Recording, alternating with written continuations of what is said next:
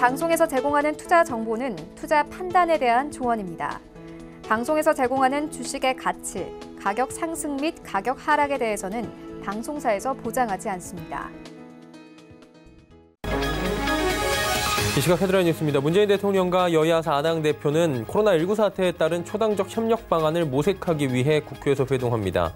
오늘 회동에서 문 대통령과 여야 대표들은 코로나19 추경과 대구 경북 지역 특별 지원 방안에 대해 논의할 것으로 보입니다. 서울시는 코로나19로 피해를 본 소상공인을 돕기 위해 시가 보유한 공공상가의 임대료를 2월부터 6개월 동안 50% 인하한다고 밝혔습니다. 임대료 인하 조치에 따라 최대 9,106개 점포에 487억 원의 지원 효과가 나타날 것으로 보입니다. 정부가 코로나19로 인해 2월의 경제 지표가 큰 폭으로 악화될 가능성을 예고했습니다. 김용범 기획재정부 제1차관은 여가와 문화 등의 서비스업 관련 소비가 큰 폭으로 감소하고 있다며 생산과 소비 등 2월부터 지표는 변동성이 확대될 소지가 있다고 밝혔습니다. 코로나19의 세계적 대유행, 즉 팬데믹이 현실화될 수 있다는 공포가 커지며 미국 뉴욕 증시 3대 지수가 모두 4% 넘게 폭락했습니다. 다우지수는 130여 년 역사상 가장 충격적인 사건인 1987년 블랙 먼데이보다도 최대 낙폭을 기록을 했습니다.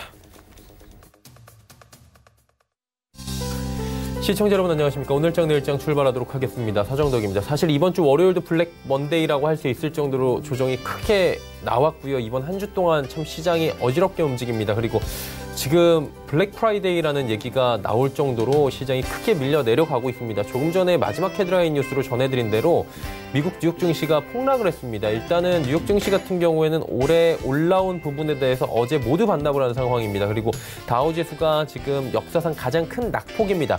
퍼센테이지로 보면 예전에 블랙 먼데이라고 일컬어지는 그날이었지만 지수의 낙폭, 그 크기 자체로 봤을 때는 지금 전일이 가장 컸다라고 이야기가 나옵니다. 다우지수뿐만이 아니라 나스닥, S&P까지 모두 다 급락을 이어갔는데 이유는 미국 쪽에서 지금 지역사회 감염 우려가 커졌다라는 이유, 그리고 지역사회 감염이 이제 시작이 됐다라는 이야기가 나왔기 때문입니다. 그리고 남미에서 지금 브라질 쪽에서 나오기 시작했는데 계속해서 확진이 되고 있고요. 이탈리아의 사망자는 지금 대한민국을 넘어섰다라는 얘기가 나오고 있고 이란도 늘어나고 있고요. 또 북유럽 쪽으로도 확진이 되고 있기 때문에 6개 대륙 모두에서 지금 사망자, 확진자가 늘고 있고 말 그대로 팬데믹, 대유행이 현실화되고 있다는 안 좋은 소식들이 들려오는 부분입니다. 우리 시장 역시 지금 2,000명이 넘는 확진자에 속절없이 무너지고 있는 상황이고요. 어느새 지수는 1991포인트입니다.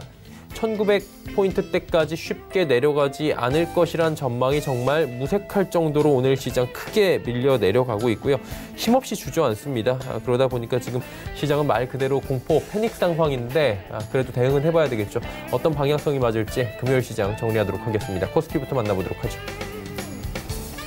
자, 지수가 1991 이사입니다. 지금 3%가 넘게 빠져내려가고 있고요. 지수가 사실 2050을 저점으로 잡고 크게 밀려 내려가지 않을 것이다라는 말이 정말 무색해진 하루입니다. 다음 살펴보도록 하겠습니다. 자, 보시면 2028부터 지금 갭으로 밀려 내려왔는데 와, 오늘 밀리는 포인트가 무려 62포인트입니다. 지금 현재 포인트만 해도 2000포인트 계속해서 사수를 하다가 무너졌는데 이후에는 2000선 쪽으로 지금 가지를 못하는 상황입니다. 지금 답답한 지수 흐름인데 다음 좀 살펴보도록 하죠. 개인 기관이 사고요. 외국인이 팝니다.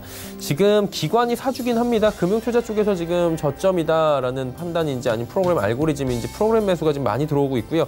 연기금도 지금 387억 원 크진 않지만 매수에 들어옵니다. 저가 매수에 들어오는 건데 개인도 오늘 또 사고 있고요. 근데 개인의 매수 물량이 크진 않습니다. 외국인 파는데 외국인이 현선물 시장 모두 팔고요. 오늘 강하게 매도가 나옵니다. 그러다 보니까 시장이 큰 폭으로 지금 속절없이 밀려 내려가고 있는 상황이고 밑에서 받아주는 물량들이 없습니다. 지금 호가창들을 보면 받아주는 물량들은 없고 팔려는 물량들만 많고 공매도도 굉장히 강합니다. 이런 날은 사실 공매도를 하루 정도 좀 중지를 시키는 것도 어떨까라는 생각이 들 정도로 시장을 좀 보호하기 위한, 안정화시키기 위한 정책들도 있어야 되지 않을까라는 생각이 들 정도로 오늘 강하게 공매도가 각 종목에서 나오고 있는 상황입니다. 다음 보도록 하겠습니다. 삼성전자가 무려 2.33%, SK하이닉스는 10만 원 무너진 게 엊그제 같은데 9만 원도 강하게 밀고 내려옵니다. 삼성바이오로직스도 46만 원대까지 밀리고요. 네이버 역시 18만 원 쉽게 밀립니다. 다음 보도록 하죠.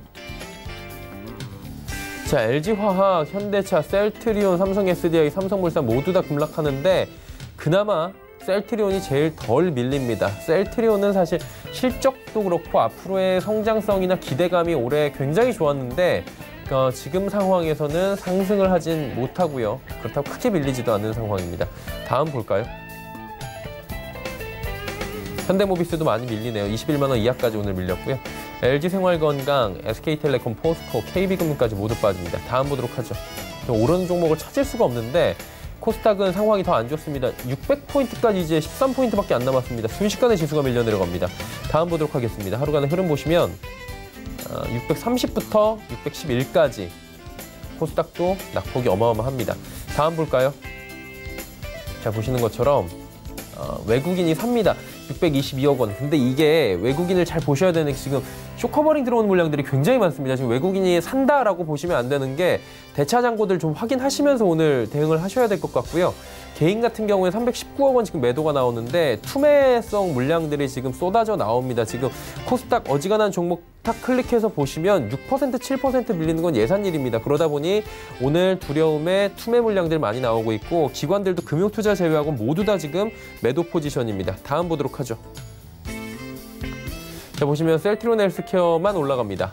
셀트리온만 버텨주는 장이라고 할 수 있고요. HLB 어제 좋은 흐름을 보였는데 하루 만에 밀려 내려옵니다. CJENM 12만 원대까지 밀려왔고요. 펄어비스, 스튜디오 드래곤 지금 게임주들에 대해서 다시 봐야 된다라는 얘기가 나오지만 사실 뭐 그렇게 큰 매출의 증대가 있을 것은 아니다. 특히 모바일 쪽은 뭐 이런 보고서도 최근에 나왔기 때문에 이런 부분을 좀 확인을 하셔야 될 것 같고요. 스튜디오 드래곤이 많이 밀려 내려갑니다. 7만 원 지금 중반대 밑으로 내려오네요, 벌써. 다음 보도록 하죠.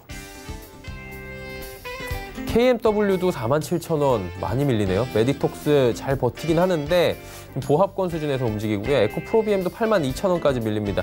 슈제 오늘 보톡스 관련주들이 그나마 덜 밀리고 SK머티리얼즈, 반도체 부품 소재 업종들도 전부 다 오늘 약세 보입니다. 다음 볼까요? 솔브레인, 원익IPS, 파라다이스, 셀트리온 제약까지. 셀트리온 제약은 그나마 덜 밀리고요. 호재가 있던 제넥시는 최근 시장에서 그나마 좀 선방하는 모습들 확인이 됩니다. 환율 점검하도록 하죠. 환율은 지금 사실 이 정도 되면은 달러가 강하게 치고 올라가야 되는 거 아니냐라고 하실 수 있겠는데 금값이나 지금 달러 같은 경우에는 조금의 변동성이 줄어든 상황인 게 원달러 환율은 지금 당국의 개입이 조금은 위쪽에서 누르고 있는 모습도 포착이 됩니다. 금일폰 방송에서 제공해드리는 정보는 투자 판단에 대한 조언일 뿐입니다. 해당 주식의 가치와 수익률 보장해드리지 않는다는 점 참고해 주시기 바랍니다. 이 시각 특징주 바로 살펴보도록 하겠습니다. 정보경 캐스터입니다. 네, 코로나19 팬데믹 공포에 국내 증시 연일 직격탄을 맞고 있습니다.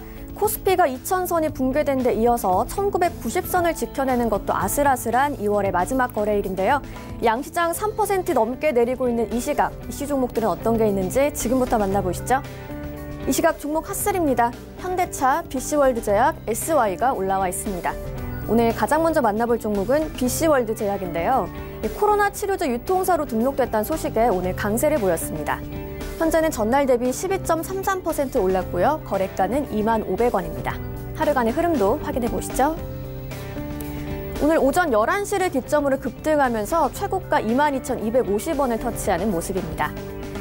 건강보험 심사평가원이 내달 1일부터 코로나19 치료제를 공급하는 유통업체 정보를 공개했습니다. 이 중 BC월드제약의 히로퀸정 200mg이 포함되면서 오늘 매수세가 몰리고 있는데요. 한편 BC월드제약은 국내 상장사 중 유일하게 코로나19 치료제로 클로로퀸을 공급한다는 소식에 지난 26일 상한가를 기록하기도 했습니다. 다음 종목 만나보시죠. 조립식 샌드위치 패널을 제작 판매하는 SY가 두 번째 특징주로 올라와 있습니다. SY는 현재 전날 대비 13% 넘게 올랐고요. 현재 거래 가격은 4,890원입니다. 하루간의 등락폭도 확인해 보시죠. 하락 출발한 주가가 금세 상승 반등하면서 오전에 최고가 5,200원을 터치하는 모습입니다. 코로나19 환자가 급증하면서 병상이 부족한 말 그대로 비상 상태에 직면했습니다. SY가 보유한 모듈러 병동에 대한 유엔과 북한 공급 이력이 대안이 될지 주목이 되고 있는데요. SY가 제작하는 샌드위치 패널은 응압 격리병실에 사용되는 자재로 코로나19 등 유행병 환자 격리 치료용으로 쓰입니다. 한편 SY는 유사시 샌드위치 패널 수요 확대에 대비하기 위해서 현재 정상 가동 중이라고 밝혔습니다. 오늘의 마지막 종목 만나보시죠. 현대차가 또 한 번 코로나19의 직격탄을 맞는 모습입니다. 현재 현대차는 4%가 넘게 빠졌고요. 거래가는 11만 5천 원입니다. 하루간의 등락폭도 확인해 보시죠. 오늘 오전장에 낙폭을 키우면서 최저가 11만 4천 원까지 내려갔습니다. 중국발 부품 공급 중단으로 공장 가동에 극심한 차질을 빚었던 현대차 울산 공장이 이번엔 구성원의 코로나19 직접 감염이라는 악재를 맞았습니다. 울산 공장 직원이 코로나 양성 판정을 받으면서 해당 라인의 가동에도 차질이 발생할 가능성이 높아졌는데요. 최악의 경우에는 공장 전체의 셧다운으로 이어질 수 있어서 현장은 물론 산업계 전반의 위기감이 고조되고 있습니다. 지금까지 이 시각 종목 핫3의 정보경이었습니다. 네, 이슈 정리하도록 하겠습니다. KTB 투자증권 이성훈 과장입니다. 안녕하세요. 네, 안녕하십니까. 지금 1990선까지 장중에 무너지고 있는 상황인데 저점을 여쭤보는 게 참 어려운 질문일 것 같긴 한데 투자를 어떻게 해야 되는지 지금 방향성을 좀 잡아주시겠습니까? 네, 우선 지금 현재는 예측을 한다는 건 불가능합니다. 그렇기 때문에 지금 현재 상황에서는 관망하는 자세가 제일 중요하다라고 좀 말씀을 드릴 수 있겠고요. 우선 시장 같은 경우에도 어떤 확산세에 대한 부분의 일별 또 확진자 수에 따라서 증시가 움직이는 방향이 좀 비슷한 상으로 가고 있기 때문에 그거에 대한 부분에 있어서 어떤 정부 정책과 여러 가지 면을 좀 고려해서 좀 후대응을 하는 전략이 낫지 않을까 판단이 됩니다. 다만 이제 어떤 목단으로 말씀을 드리면은 언젠가는 이거에 대한 코로나에 대한 부분이 해소가 된다. 한마디로 기간은 지금 말씀을 드릴 수는 없지만은 그거에 대한 해소 국면이 왔을 때는 증시가 1월 달처럼 V자 반등을 그릴 가능성이 있기 때문에 지금 현재 과대 낙폭에 의한 펀드멘탈이 증가하는 그런 종목 위주로 종목들을 고르는 작업이 좀 필요하지 않나 좀 이렇게 좀 판단이 되고 있습니다. 지금 아시아 각국이 코로나19발 경제 충격 방어하기 위해서 재정 정책을 하고 있는데 이 재정 정책들 어떤 것들이 지금 나오고 있는지 좀 확인해 볼까요? 네, 우선 지금 코로나 사태로 인해서 우리나라뿐만 아니라 특히 이제 아시아 쪽에서의 경제 성장률에 대한 부분에 있어서 역성장 우려가 지금 많이 나와주고 있다고 판단이 되고 있는데 일본 같은 경우에는 작년 하반기 소비세율 인상 여파에 또 코로나 충격까지 더해지면서 2분기 연속 마이너스 성장이 지금 예상이 되고 있다. 그러니까 1분기에 이어서 2분기까지도 마이너스 성장이 예상된다고 볼 수 있습니다. 태국과 싱가포르 역시 올해 실적 성장률 전망치를 각각 1%와 1.2% 정도 낮췄다고 볼 수 있겠고요. 이렇게 좀 추락하는 이제 성장률 어떤 방어를 위해서 추가 경정 예산 편성 같은 이 재정 정책으로 일단 좀 급한 불을 꺼부르는 움직임이 지금 확산되고 있다라고 좀 볼 수 있습니다. 지금 현재 여러 가지 활동 중에서도 일본에서의 활동이 좀 많이 눈에 띄게 나타난다라고 볼 수 있겠는데 우선 지금 현재 일본 같은 경우에도 집권 여당이 먼저 아베 내각의 추경을 요구할 의향을 나타내는 그런 현재 상황으로 갔을 때 지금 현재 재정 정책에 대한 여러 가지 부분을 고민하고 곧 예산도 편성을 하겠지만은 금리에 대한 여러 가지 재정 정책 같은 경우도 같이 풀지 않을까 이렇게 좀 판단이 되고 있습니다. 특히 이제 우선 미국이 지금 3조 원에 가까운 긴급 재정 편성안을 의회에 제출했기 때문에 지금 현재 각국에서도 계속 얘기가 나오지 않을까 판단이 되고 있고요. 싱가포르 같은 경우에도 올해 예산안에 총 64억 싱가포르 달러 규모의 어떤 코로나 대책을 담았다라고 볼 수 있겠고, 업체당 15,000 싱가포르 달러를 상한으로 법인세 25%를 환불해주는 이런 노력을 계속 하고 있다라고 볼 수 있습니다. 태국 같은 경우에도 관광업체에 대해서 부채 상환기간 연장과 담보대출 금리 인하 등의 금융지원책을 좀 발표한 상황이고요. 싱가포르와 또 중국 의존도가 높은 홍콩이죠. 홍콩 같은 경우에도 300억 홍콩 달러 규모의 경제대책을 마련하면서 여행사나 레스토랑, 소매점 등의 이 보조금을 지급하는 정책을 하기로 했다라고 볼 수 있습니다. 이런 상황에서 이 대출 이자율을 낮추는 부분, 그리고 이 금리에 대한 부분을 낮추면서 유동성을 공급하려는 움직임이 많다라고 볼 수 있겠는데, 지금 미국 같은 경우에도 이 기준금리를 7월 말까지 2차례 더 인하에 대한 부분에 있어서 확률이 좀 높아진다라고 볼 수 있습니다.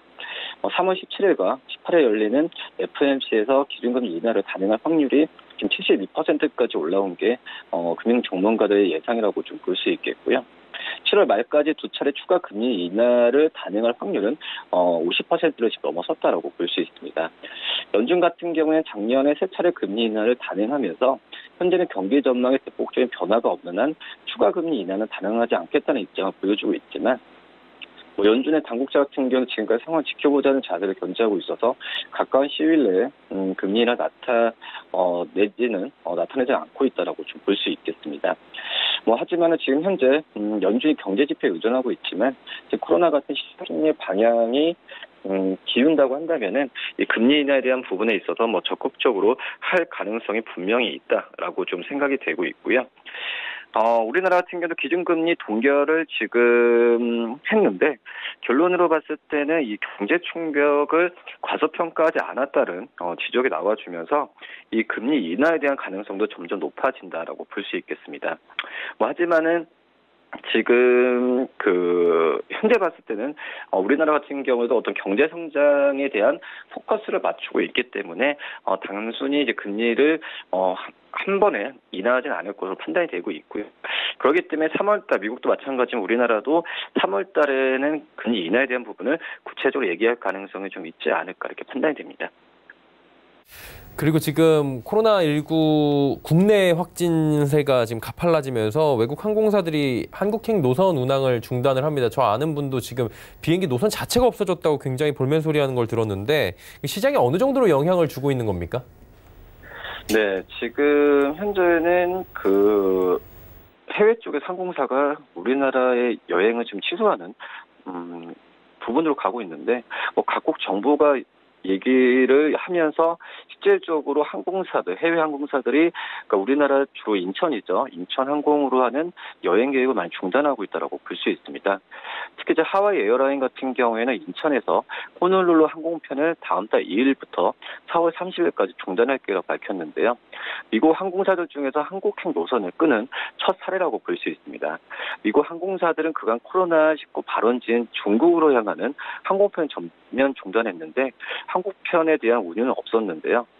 여기 델타항공 같은 경우에도 인천과 또 애틀란타 CZ, 디트로이트 간의 항공편 운항을 현재 5분일 수준을 주의로 했다고 발표했습니다. 한국에서 코로나19 감염세가 급증하면서 탑승객 수요가 크게 위축된 영향이라고 지금 생각이 되고 있고요. 우선 미국 항공사들이 한국행 항공편을 대폭 줄이거나 역시 중단하게 된 것은 미국 국무부가 한국에 대한 여행 경보를 2단계인 강화된 주의에서 3단계 여행 제고로 격상한 것과 무관하지 않다라고 판단이 되고 있고요. 우선 러시아, 베트남, 필리핀에서의 항공사들도 한국행 항공편 운항을 중단하고 있는데, 우선 라오스 국적기인 라오스 항공 같은 경우에도 다음 달부터 한국 노선 운항을 중단하기로 했고요. 우선 코로나19 사태로 한국에 가는 승객이 거의 없다라는 게 라오스 쪽 입장이라고 볼 수 있습니다. 또 중국의 특별행정구역 마카오의 국적기죠. 에어마카오도 3월 달에 인천과 마카오 노선 운항을 전면 중단하고 얘기했겠고, 필리핀 항공, 베트남 항공, 또 베트남 저비용사 항구인 비에젯 항공까지도 다음 달까지 한국의 운유를 결정했다라고 볼 수 있습니다. 몽골 정부 같은 경우도 한국을 오가는 항공편 운항을 전면 중단한다라고 얘기는 했는데요. 우선 여러 가지 우리나라의 이런 여행객 수가 감소하는 거죠. 감소하기 때문에 화장품 또 여행 관련주들 같은 경우에도 크게 좀 주가가 타격을 받고 있다라고 볼 수 있겠고요. 지금 문제가 심각하다라고 좀 생각이 되고 있는데, 어느 순간에 서두 말씀드렸던 것처럼 이 V자이 나오는 시기가 온다면은 분명히 저평가 매수 기회도 분명히 기회가 오지 않을까 판단되면서 차분히 좀 지켜보는 전략이 낫지 않을까 이렇게 좀 판단이 됩니다. 아직까지는 추이를 좀 지켜보면서 관망하는 게 필요할 것 같다라고 정리해 주셨고요. 오늘 말씀 여기까지 듣겠습니다. 고맙습니다. 네, 감사합니다. KTB투자증권 이성훈 과장과 함께했고요. 이슈 칼럼 이어갑니다.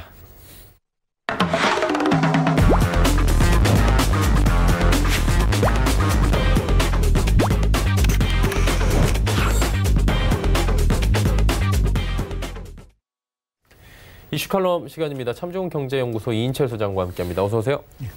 예. 와, 이 참 미국 쪽이 이렇게까지 급락을 연이어서 물론 많이 올라왔지만 할 거라고는 예상한 분들이 적을 것 같고요. 어제 저점 매수에 그렇게 들어갔었다는데 오늘 뭐 보란 듯이 130년 만에, 그러니까 퍼센테이지가 아니라 폭삭으로 보면 다우는 가장 큰 낙폭이었습니다. 저도 지금 한 근 20년 가까이 미국 증시를 봐왔는데 이 정도 처음 오셨죠? 14자릿수고 1190포인트가 떨어진 건 아마 역대 보지 못한 버블 그렇죠. 이후에 가장 많은 이제 낙폭인데, 일단 울고 싶은데 뺨 때렸다. 지금 백악관과 미국의 질병예방센터가 보고하고 있는 데이터의 차이가 굉장해요. 현격하게 차이가 납니다. 예. 백악관은 굉장히 이제 심리를 안정시키기 위해서 긍정적인 얘기를 많이 하죠. 긍정적인 얘기를 하지만 우리가 지금 먼저 경험했잖아요. 제가 우리 가장 위험한 게 뭐냐? 심리인데 첫 번째 지역 내 확산되는 게 가장 위험하고 두 번째 사망자가 나오는 거예요. 근데 지금 미국은 아직 지역 확산이나 사망자가 나오지 않았어요. 예. 이게 이제 일반적인 청와대 백악관의 스탠스라면 질병예방본부는 아니다. 이미 지역 감염은 됐다라고 보고 있는 것 같습니다. 그러다 보니 지금 시장은 먼저 민감하게 반응을 하고 있는데, 여기다가 뉴욕 증시는 지금 2011년 글로벌 금융위기 이후 조정다운 조정을 받은 적이 한 번도 없습니다. 예. 전 사실 2조 정도, 지난해도 나는 이게 버블이 커질 수밖에 없다. 계속해서 이제 법인세 인하하고 재정과 금리로 버블을 키워놨기 때문에 언젠가 깨진다라고 했는데 지표가 계속 받쳐줬어요. 예. 실업률 지표 좋죠, 소비 지표 좋죠, 내수 지표 좋다 보니까 계속해서 간 거죠. 고점을 올려왔던 겁니다. 다우지수는 뭐 지난주까지도 고점이었는데 지금 고점 대비 2자릿수 빠졌어요. 자, 여기에서 관전 포인트는 과연 20% 가까이 더 빠질 건가 합니다. 그러면 공식적인 디프레션이에요. 그러면 공식적인 하락장입니다. 이게 물론 처음부터 이제 그렇게 많이 빠지진 않겠지만 조금씩 단계별로 좀 조정을 받더라도 지금 보면 당장 코로나19로 인해서 미국의 굵직굵직한 IT 기업들이 어닝 경고를 내놓고 있거든요. 그렇죠. 이게 트렌드화되고, 그리고 실질적으로 미국 내에서도 지금 지역 감염이 확산이 되고 사망자가 나타날 경우, 그러면 이 대외적으로 이제 굉장히 확산 속도가 빠른 나라에 대해서는 지금 백악관은 굉장히 선제적으로 해야 되기 때문에 그렇죠. 이 강하게 이 푸시할 수밖에 없고, 이러다 보니까 약간의 그나마 기대를 걸고 있는 건, 그러면 FRB 연준의 스탠스가 지금까지는 금리를 동결하는 기조에서 조금은 금리를 인하할 쪽으로 이제 가져가지 않겠느냐라는 것이 아마 지수 하방을 좀 방어하는 강력한 어떤 지지 세력이 돼야 되는데, 그래도 실적이 펀더멘털이 흔들린다면 결국 궁극적으로는 이 시기의 문제일 뿐 점진적으로 고점은 낮아질 수밖에 없습니다. 사실 계속 얘기가 그래서 나오는 부분이 밸류 자체가 손상될 수 있다라는 부분이잖아요. 대표적으로 애플 같은 경우에는 뭐 자진납세 해야 된다고 표현을 할까요? 본인들이 벌써 중국 내 쪽에 서플라이 체인 문제, 근데 MS 얘기가 지금 나오고 있거든요. 이게 사실 이 두 기업만 해도 어마어마하잖아요. 미국 전 세계 글로벌 시가총액 1, 2위 기업이에요. 그렇죠. 1, 2위 기업이 어렵다라고 하는데, 사실은 중국의 특히나 이제 특성상 글로벌 IT 기업들의 대부분의 공장이 그쪽에서 생산 시설을 가지고 그렇죠. 있는데, 애플도 마찬가지고요. 애플도 스마트폰을, 그리고 마이크로소프트도 이제 거기 관련 이제 소프트웨어가 나와야 되는데 윈도우 10 신제품 발매했는데 보니까 1분기 성적표가 예상보다 안 좋다라고 이제 실적 경고를 사전에 이미 한 상황이고 매를 맞겠다라는 겁니다. 여기다 애플마저도 스마트폰 생산이 원활치 못하다라는 겁니다. 자, 이렇게 되면 중국의 글로벌 공급망이 과연 이게 단지 2월, 3월, 4월 석 달 정도에 갈 거냐, 아니면 굉장히 장기적으로 6개월 이상 갈 거냐에 따라서 이게 지금 단지 두 개 IT 기업의 문제가 아니라 전 세계 IT 공룡들이 다 중국에 발을 담그고 있습니다. 그러다 보니까 이게 스마트폰과 지금 당장은 뭐 PC가 문제지만 이런 하드웨어가 문제가 되면 당연히 소프트웨어는 같이 따라가는 거예요. 하드웨어랑 같이 따라가는 부분이 있기 때문에 이게 매출이 과연 IT 기업들 지금까지 이제 글로벌 경제를 지금 성장을 견인해 왔고 미국 주시장 성장을 이제 주도해 왔는데, 이런 IT 기업들의 버블이 빠진다면 굉장히 체감되는 거는 굉장히 더 커질 수 있습니다.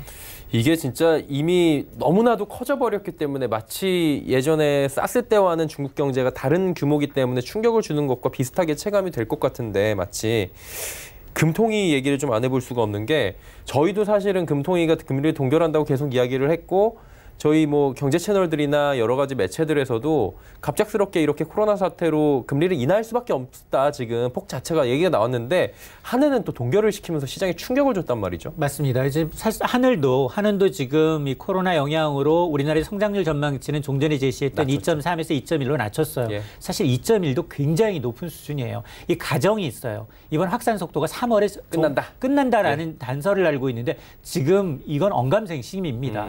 그런데 중요한 건 뭐냐면 이게 지금 이 금통위는 2월이냐 4월이냐를 놓고 굉장히 고민할 수밖에 없습니다. 예. 언제 금리를 인하하는 게 정말로 시장의 충격을 줄이면서도 경기 둔화를 막을 수 있나를 고민했을 텐데 예. 우리는 지금 위험 요인이 너무 많아요. 리스크 요인이. 금리 인하했을 때 과연 시중에 금리 인하라는 건 기업뿐만 아니라 소비하는 개인들한테도 금리를 낮춰서 이자 부담을 덜어줘서 소비를 활성화시키자라는 측면이 있지만 그렇죠. 그러나 그 반대급부 지금 당장 지난해 말 기준 1,600조를 넘어선 가계부채가 부담스럽고요. 예. 그리고 부동산 대책 19번째 대책이 나왔는데 시장에서 먹혀들지 않고 있습니다. 맞아. 이게 부동산의 트리거가 될 수 있고요. 예. 또 하나 환율이 지금 원달러 환율이 1,220원 선까지 오르내리고 있어요. 이렇게 되면 금리를 한 단계 내리면 한은이 이제 추가로 내릴 여지 카드가 없습니다. 이렇게 되면 우리가 한 번도 가보지 않은 지금 1%로 내려가고 그 이후로 0%대로 내려갈 수가 없는 상황이거든요. 채권은 그럼 0% 가겠네요. 그렇습니다. 그러다 예. 보니 만에 하나 이 마지막 카드를 지금 쓸 건가 아니면 이 효과 지금 코로나19의 이 확산 속도에 경제에 미치는 파장을 좀 보고 4월에 할 것인가 이 두 개를 두고 고민했을 거예요. 물론 금통위원 7명 가운데 여전히 2명은 금리를 내려야 한다는 그렇죠. 측면이지만 4월 되면 금통위원이 또 바뀝니다. 자 이렇게 되면 스탠스가 먼저 미국이 어떤 액션을 취하고 난 다음에 우리가 이걸 뒤따라갈 것인가를 봐야 되는 부분이 있고 예. 또 하나는 과연 이제 금리를 내린다고 해서 돈을 푸는 건 직접적인 효과가 있어요. 그런데 금리를 내린다고 해서 지금 시동 유동성이 많아진다고 해서 과연 경기 회복에 도움이 되겠느냐. 이게 유동성의 함정이라고 해서 금리 시중에 돌아다니는 돈은 많지만 지금 수익률이 마땅치 않기 때문에 부동산에만 몰려있는 거지 이 돈이 돌지 않는 요거를 돈맥 경화를 풀어야 되는데 거기다 유동성을 공급하라는 건 이제 자산 가치의 버블만 더 이제 증폭시킬 수 있기 때문에 한은은 여러 가지를 이제 고민할 수밖에 없는 대목입니다. 그렇죠. 우리나라의 통화 정책을 담당하는 중앙부처이기 때문에 거기다 인플레이션 우려도 있고 여러 가지 고민을 많이 한 흔적은 이번에 역력했던 것 같은데 저희가 증시만 놓고 본다면 충격이 확실히 채권 부분에서 많이 와서 지금 환율이나 지금 단기 충격이 오고 있는 것 같은데 전망치도 사실 2.3에서 2.1로 뭐 대전제는 3월 내로 코로나가 끝나는 것이지만 낮췄어요. 이게 낮추는 것 자체가 쉽지 않잖아요. 이게 맞습니다. 인정하는 거잖아요. 이게 왜냐하면 이제 글로벌 투자은행들 전문가들 뭐 신용평가사까지도 1% 중반대까지 그렇죠, 낮췄죠. 그리고 모건스탠리 노무라는 이 최악의 경우 중국의 글로벌 공급망이 6개월 이상 중단이 되면 이제 문제가 생긴다면 한국은 0.4에서 0.5까지 얘기가 나오고 있어요. 와.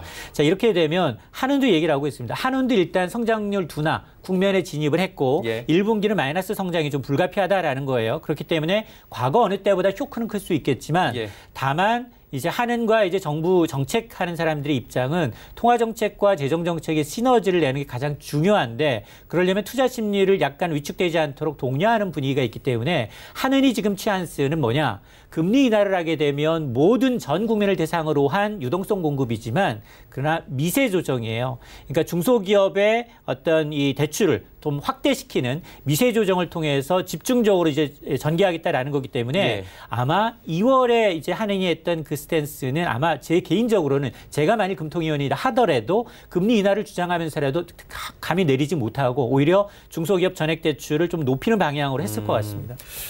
그래요. 그리고 추경이 조금 전에 발표가 됐죠.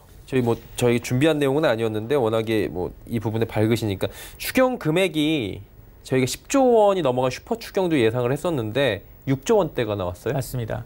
지금 예비비로 한 3조 4천억 그리고 기존에 있던 방역비 합쳐서 4조 원이 채 안 돼요.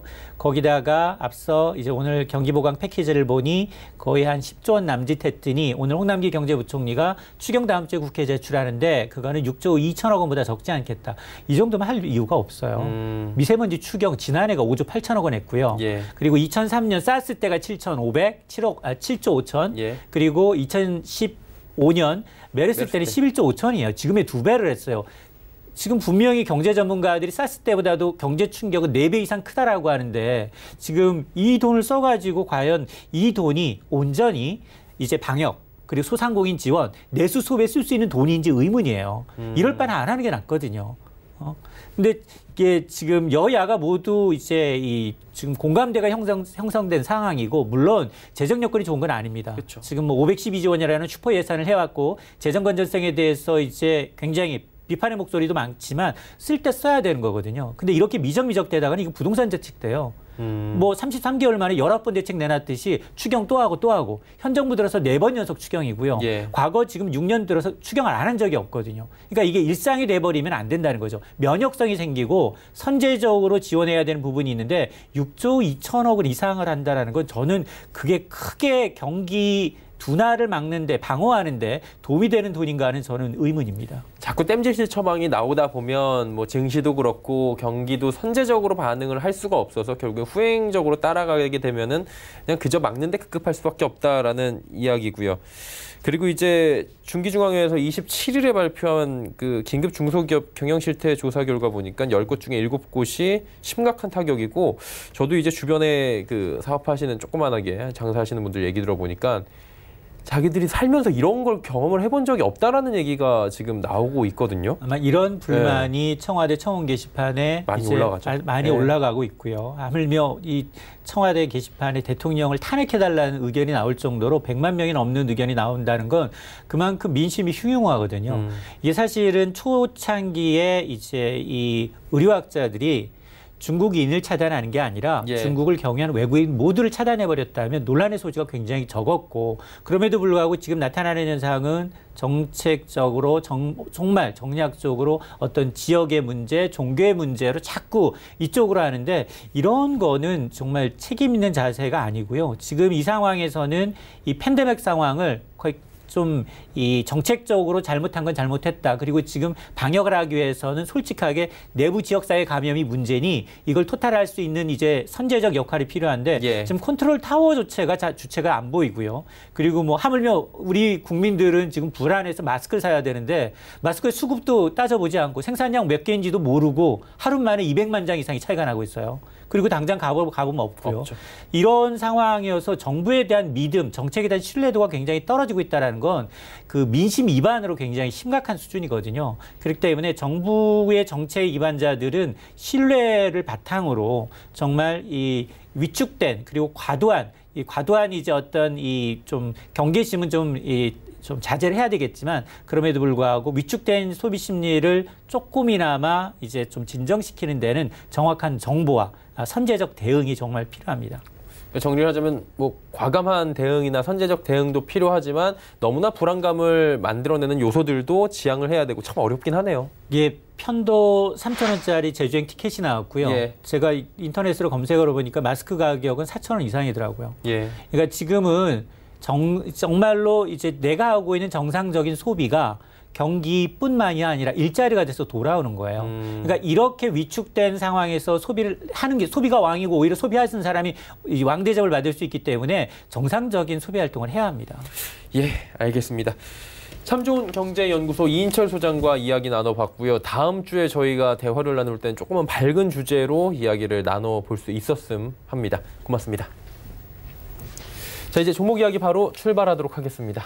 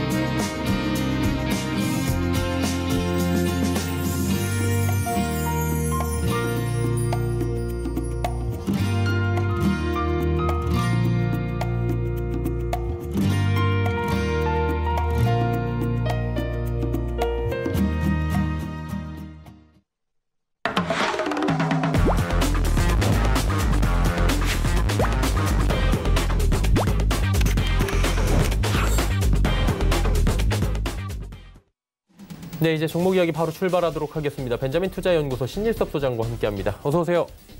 네, 안녕하세요. 예, 2,000선까지 무너진 시장입니다. 종목 추천해 주시기가 쉽지가 않을 것 같은데 그래도 조심스럽게 한 종목씩 여쭤보도록 하겠습니다. 네, 제가 그 월요일 날 얘기 드렸을 때 제가 의학 전문가는 아닌데, 그렇죠. 그 뭐 질병 확진자나 뭐 확산되는 속도는 더 빨라질 거라고 얘기를 드리면서 그 근거가 미스터 마켓이라는, 그러니까 미스터 마켓이라는 존재가 존재하진 않는데 뭔지 아시죠? 시장에 그런 미스터 마켓을 시장이라고 부르는 거예요.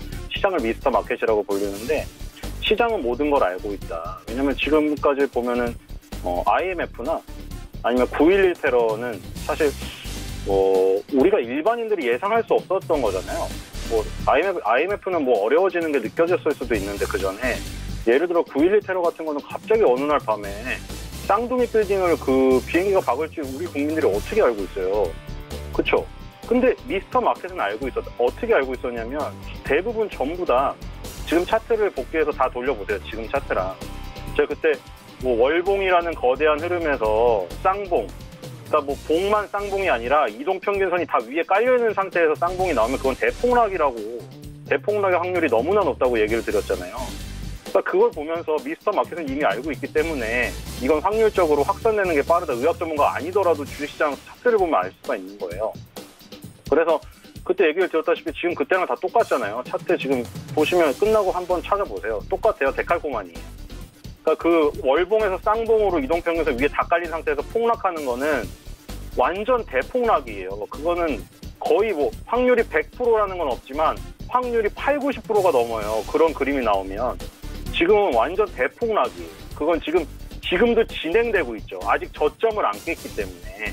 그래서 제가 생각하는 또 의학 전문가는 아닌데 확산 속도는 더 빨라질 거고 아직 정점이 오지가 않았어요. 왜냐하면 미스터 마켓이 모든 걸 알고 있다고 하면 주식시장에 저점이 나와야지 이 질병도 멈춰요. 근데 주식시장에 저점이 나오지 않았거든요. 지금 밑에 저점을 향해서 가고 있는 거지. 이거는 가속도가 더 가파라서 한번 지옥을 경험하고 나서야 끝나요. 지금 이런 모습은 확률이 되게 높기 때문에 강하게 얘기 드리는 거고, 그렇기 때문에 제가 말한 종목 중에 하루에 3개씩 말하니까 일주일에 6개 말하잖아요. 그럼 6개 중에 잘 간 게 있죠, 당연히. 확률적으로 정말 다 틀린다고 해도 하나는 맞아요. 그러면 이제 하나를 잘 갔다고 얘기를 하지만 나머지 5개는 안 간 거예요. 근데 계속 전제로 깐 게 시장이 폭락이다.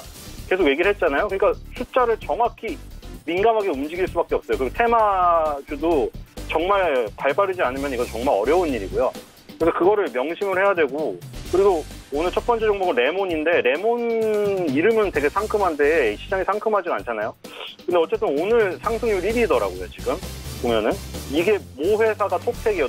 톱텍은 유명한 회사잖아요. 오랫동안 업력이 오래됐고, 근데 최근에 마스크 생산업체 FTENE를 인수했어요. 그러니까 레몬이 지금 오늘 상장된 회사거든요. 봉이 딱 하나밖에 없죠. 봉이 하나밖에 없고 오늘 거래된 거, 오늘 처음 거래된 거예요. 근데 이 회사가 이제 톱텍이 모 회사고 얘가 자회사인데 얘가 생산하는 거는 나노 멤브레인이에요. 나노 멤브레인이 하는 게 주요 수요처가 어디냐면 그 여자분들이 아시는데 에어퀸 프리미엄 생리대 이거에 나노 멤브레인 들어가고 노스페이스 아웃도어에 소재로 들어가요. 그리고 아까 모 회사 톱텍이 마스크 생산업체를 인수했다고 했잖아요. 그래서 이 그 에어킨 프리미엄 생리대 노스페이스 아웃도어에 들어가는 이 멤브레인을 이 방역 마스크 시장으로 확대하려고 준비 중에 이제 그 자금 수혈도 하기 위해서 상장을 한 거예요. 그러니까 어떻게 보면은 제가 뭐 데뷔하는 선수들 예로 많이 들어서 얘기를 했는데, 뭐 시장이 굉장히 좋을 때, 그러니까 선수들이 실력이 비슷하다고 하더라도 시장이 빙하기면 돈을 제대로 못 받잖아요. 그러니까 똑같은 거거든요. 레몬은 어떻게 보면 운이 좋은 거죠. 운이 좋은 거. 왜냐면 지금 안 그래도 마스크 수급이 부족해서 마스크 주가 막 급등하고 50 웰크론 이런 게 그 와중에 레몬이라는 회사가 상장을 했기 때문에 아무래도 아무 상관없는, 지금 이슈와 상관없는 일을 하는 회사보다는 이슈가 될 수가 있는 거죠. 이게 건덕지가 있는 거죠. 그래서 오늘도 사실 뭐 상한가를 그러니까 물론 다른 때 상장했어도 상한가를 갔을 수도 있겠죠. 이거는 뭐 가정이라 뭐 말할 수는 없는데, 근데 확률이 더 높았다고 분명히 말할 수가 있을 거예요. 왜냐면 이 마스크에 관련된 이슈가 있기 때문에.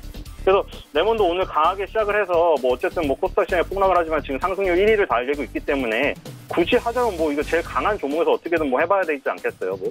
그래서 손절가 9,000원, 목표가 12,000원으로 설정하겠습니다. 두 번째 종목은 NC소프트입니다. 제가 아까도 얘기 드렸지만 뭐 6개씩 말하기 때문에 일주일에 그중에 정말 못 맞춰도 한 개는 갈 게 있기 때문에 그거를 뭐 밀어서 얘기를 한다. 그러니까 뭐 이거를 뭐 모든 게 같다고 막 소리 높게 얘기하는 건 아니에요. 근데 그중에 NC소프트가 잘 갔어요. NC소프트를 얘기 드리면서 뭐 린저씨 얘기도 하고 지금 현재의 린저씨라고 불리우는 그 리니지를 하는 아저씨들이 30, 40대가 10년 전, 그 98년도에 출시가 됐거든요. 리니지1이. 그때는 청소년들이었어요. 그러니까 청소년들이 그때 게임에 이제 빠져서 리니지1을 하고 있다가 이제 30, 40대가 돼서 이제 직장도 갖고 뭐 수입도 들어왔겠죠. 그러니까 본격적으로 이제 옛날에 기업과 옛날에 그 하던 그 게임을 그대로 하면서 돈을 투입하기 시작하는 거죠. 그래서 엄청나게 커진 거고, 뭐 블레이드 앤 소울이나 아이온이 뭐 별로 안 됐다고는 하지만 솔직히 리니지 하나로 정말 얘는 그냥 깡패라고 불릴 정도로 너무 잘 되니까 뭐 원 게임에 대한 불안감 그것도 다 지워져 버렸어요. 지금 그 리니지2 뭐 리니지2 나오고 그다음 뭐 모바일 시대에 맞춰서 리니지 M, 리니지2M까지 나오는 이 시점에 보면은 전혀 그게 안 일어났어요. 그 간섭화가 안 일어나고 유저가 더 늘어나는 효과가 났어요. 그러니까 린저씨들은 그대로 계속 하고 있었고 청소년들이 린저씨가 됐고 새로운 청소년이 또 유입돼서 리니지 1, M, 2M 이거를 계속 하는 거예요.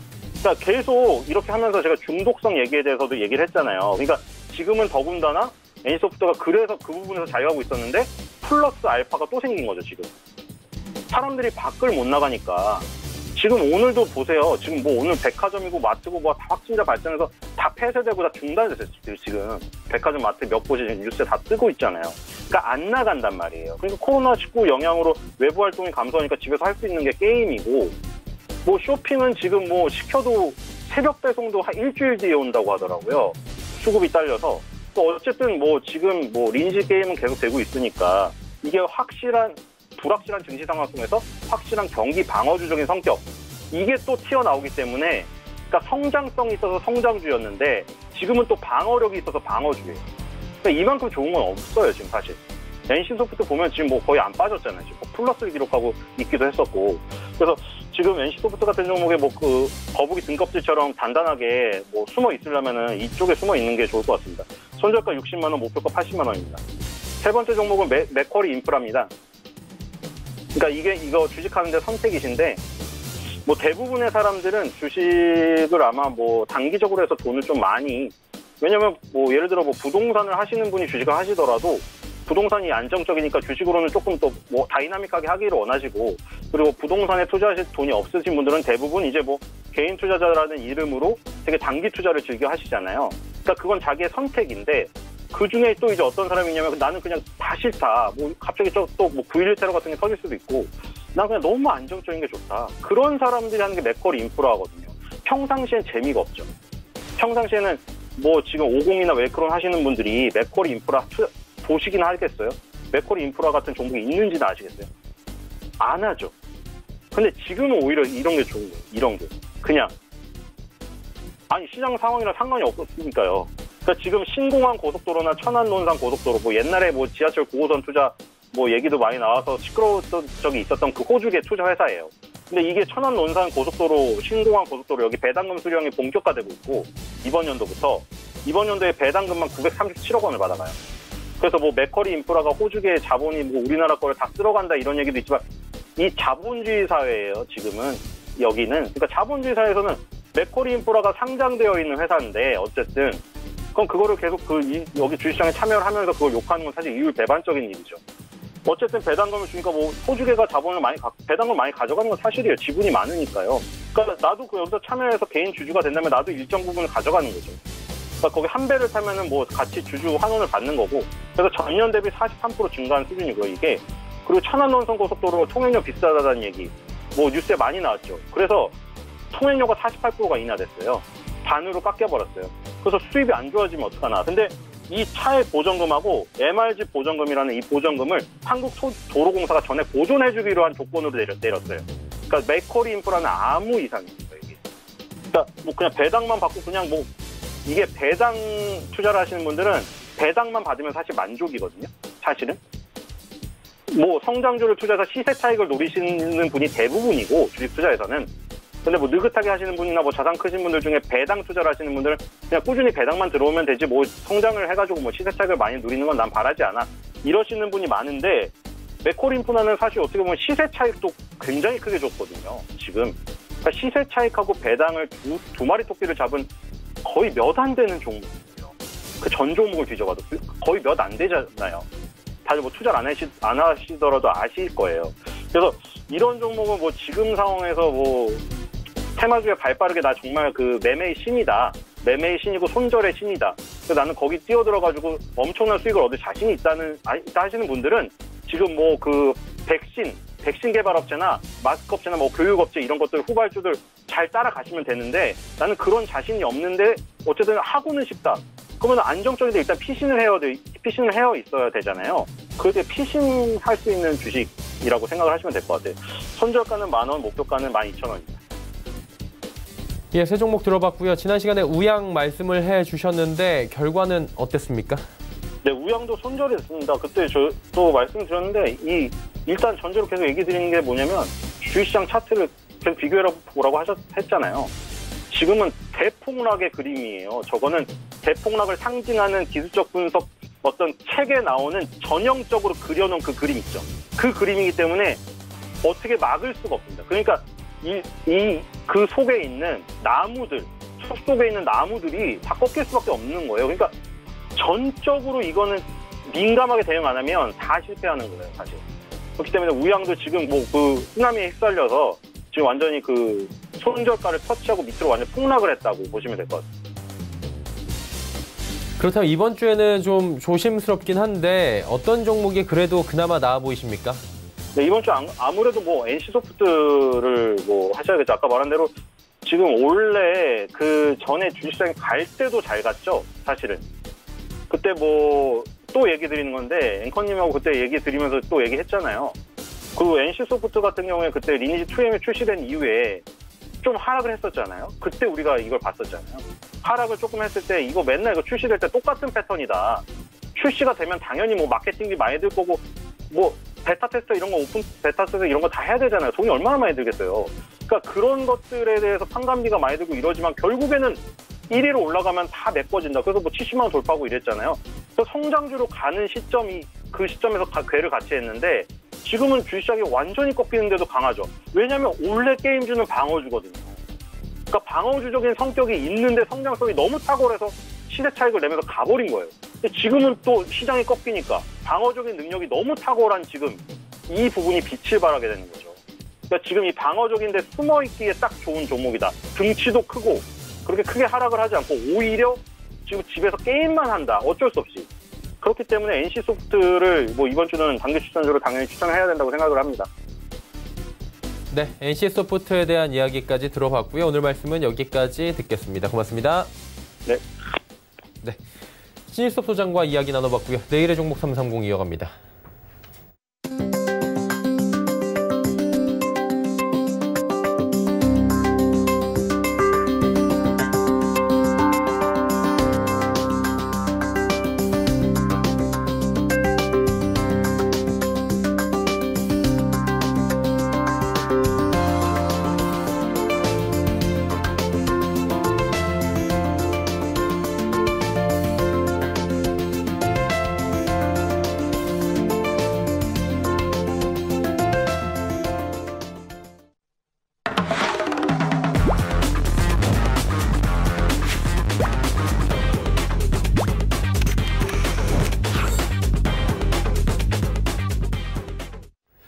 내일의 종목 330 이어갑니다. 이지환 멘토와 함께합니다. 어서 오세요. 안녕하세요.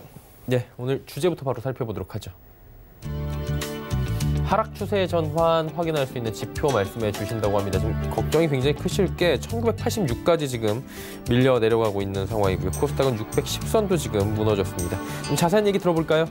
네, 시장이 이제 큰 폭으로 하락하면서 코스피 지수가 2000선 밑으로 하회를 했습니다.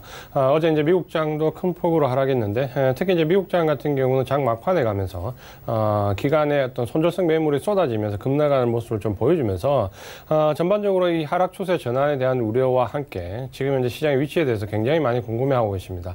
반등은 언제 나올 것인가? 이게 지금 조정인가? 하락의 끝인가? 이런 부분에 대해서 지금까지 나와 있는 상황을 가지고 객관적으로 좀 볼 필요가 있다 말씀을 좀 드리겠습니다. 보통 이제 우리가 하락 추세 전환이라 말하지 않고 조정이라고 말을 할 때는 고점 대비 한 15% 정도까지 하락을 어느 정도 조정권이라고 기술적으로 얘기를 하고 있습니다. 어제 다우 지수 하락과 우리 지수를 보면 다우 지수는 이제 한 13, 고점 대비 한 13% 정도 하락을 했고요. 우리 지수도 지금 12% 넘어가는 하락, 13%에 육박하는 하락을 좀 보여주고 있습니다. 그렇게 이제 기술적으로만 본다면 전체적으로 한 15% 범위에 거의 하단 부위에 지금 간단히 이제 와 있다라고 보셔야 되는데요. 보통 이제 우리가 어떤 경기 후퇴 상황을 분석할 때 이게 추세적으로 하락으로 간다 할 때 보통은 네 가지 큰 지표를 좀 참고를 하고 있습니다. 그러니까 그 지표들이 하락으로 꺾이면 네 가지 다 하락으로 꺾이면 어느 정도 조정권이 아니라 추세 하락이다라고 말을 하는데요. 그 네 가지 지표를 한번 살펴보겠습니다. 첫 번째 지표가 장단기 금리 역전 현상입니다. 이전에 미국에서 일단 채권 금리가 일부 역전 현상을 좀 거쳤다가 지금 이제 그 현상이 또 다시 정상화되었는데 장단기 금리가 계속해서 지속적으로 역전이 되면 일단 경기가 하락 추세 전환하는 하나의 큰 지표로 삼고 있습니다. 그러니까 이전에 한번 그런 부분이 나왔기 때문에 좀 주의해서 볼 지표인데요. 아직까지 그런 징후는 없다라고 말씀 좀 드리겠고, 두 번째는 미국의 제조업 PMI 지수입니다. 다 알고 계신 것처럼 미국은 서비스업과 제조업이 굉장히 큰 폭으로 중요하게 생각을 하고 있는데요. 이 제조업 PMI 지수가 50을 하회한 이후에 지속적으로 50 연속으로 3회 이상 들어가게 되면 일단 경기 후퇴가 된 부분이 아닌가라는 일단 충분한 의심을 해볼 만한 지표다라고 말씀을 좀 드리겠고요. 세 번째 지표는 유가와 관련되어 있습니다. 그러니까 유가가 큰 폭으로 하락을 하고 반등을 이루지 못하는 모습. 최근에 역시 이제 유가가 큰 폭으로 좀 하락하는 모습을 좀 보이고 있는데, 보통 이제 우리가 경기 침체로 갈 때는 유가가 30불 이하로 내려가면서 10불대에서 고착화되는 현상. 이렇게 됐을 때 이제 완전한 경기 후퇴로 좀 짚고 있고, 30불 중반대 이후 30불 초반대 이 부분은 이제 이탈하게 되면은 경기 후퇴가 본격화된다라고 좀 보고 있습니다. 그러니까 이 부분도 아직까지는 유가가 40불대 위에 있기 때문에 좀 더 유심히 살펴볼 필요가 있지만 진입한 건 아니다라고 좀 보시면 될 것 같고요. 마지막 이제 네 번째 지표가 미국의 고용 지표입니다. 그러니까 고용 지표가 후퇴하게 되면은 일단은 위험한 상황이 오는데, 지난주에 이번 주에 발표된 미국의 고용 지표를 보면은 그렇게 예상해서 크게 벗어난 수치가 아직은 아니기 때문에, 물론 이제 이 코로나19의 영향이 본격적으로 반영된 이후의 지표를 살펴봐야 되겠지만 아직까지 그런 징후는 없다. 그렇게 보시면은 네 가지 지표를 다 우려스럽게 좀 봐야 되는 부분은 있지만 아직까지 추세 하락 전환으로 보기에는 지표가 아직 완성되지 않았다는 부분을 확인해 볼 수 있다. 다만 기술적으로 우리가 전체적으로 시장이 좀 밀리면서 지금까지 내려온 부분은 어떻게 보면 코로나19의 영향을 단발성으로 좀 보기에는 이제 1분기 침체로 좀 이어지는 부분을 인정할 수밖에 없다는 부분이 분명히 상존해 있기 때문에 오늘 말씀드린 이 네 가지 지표 참고를 하시면서 과연 전체적으로 추세 전환인가 아닌가라는 부분을 확인하실 때 객관적으로 이 네 가지 지표를 섞어서 보시면 되겠다, 이렇게 말씀을 드리겠습니다. 예. 그렇다면 말씀해 주신 부분과 함께 볼 만한 섹터 있습니까? 예, 지금 현재 이제 경기 후퇴와 관련된 부분에서 말씀 좀 드리는데, 사실 이전에 전통적인 경기 후퇴와 관련된 부분의 섹터는 좀 다릅니다. 다만 지금 현재 우리 증시와 관련지에서 좀 보신다면은 지난번 반등권에서 직전, 적전에서 고점까지의 반등 그 정도를 좀 살펴보면 30% 넘는 상승률을 기록한 섹터가 역시 지난번에 말씀드린 두 가지 섹터가 있습니다. IT와 바이오입니다. 결국 이제 우리 시장은 IT와 바이오가 근간을 삼을 수밖에 없는데, 이번 하락장에서 특징을 좀 보시면 지난 상승을 IT 섹터가 좀 이끌었다면 이번 하락장에서 좀 버티는 거는 바이오 섹터입니다. 그렇게 보면 시장이 반등을 주고 만약에 조정을 거친 이후에 반등을 준다고 했을 때 역시 이제 IT 섹터와 바이오 섹터에 좀 집중해서 볼 필요가 있다는 부분과 함께 지금 현재 IT 섹터 왜 이렇게 많이 내려가는가라는 부분에 대해서 좀 물어보시는 분들이 상당히 많은데, 결국 이제 이 주도주라는 거는 외국인들 매물로 버티는 부분인데요. 금리 동결 이후에 ETF와 관련된 물량들이 지금 빠져나가고 있습니다. 그러다 보니까 어제부터 이제 그런 징후가 들어왔는데, 그러다 보니까 시장보다 상승폭이 크게 나가는데, 이 물량은 일단 단기 출회 물량들이기 때문에 만약 시장이 안정화되면 또다시 단기적으로 급등해서 들어올 수 있는 물량이니까 너무 우려할 필요는 없다라는 부분 보시면서 역시 IT와 바이오에 좀 집중한 전략이 필요하다, 이렇게 말씀을 드리겠습니다. 네. 오늘 말씀은 여기까지 듣도록 하겠습니다. 고맙습니다. 고맙습니다. 이지환 멘토와 이야기 나눠봤습니다. 금일 본 방송에서 제공해드린 정보는 투자 판단에 대한 조언이었습니다. 해당 주식의 가치와 수익률 보장해드리지 않는다는 점 참고해 주시길 바랍니다. 저희가 준비한 소식은 여기까지입니다. 잠시 뒤에는 마감 임박 60분의 승부 이어집니다. 잠시 뒤에 뵙겠습니다. 고맙습니다.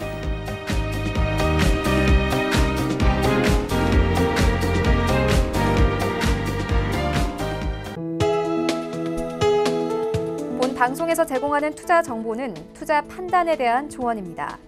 방송에서 제공하는 주식의 가치, 가격 상승 및 가격 하락에 대해서는 방송사에서 보장하지 않습니다.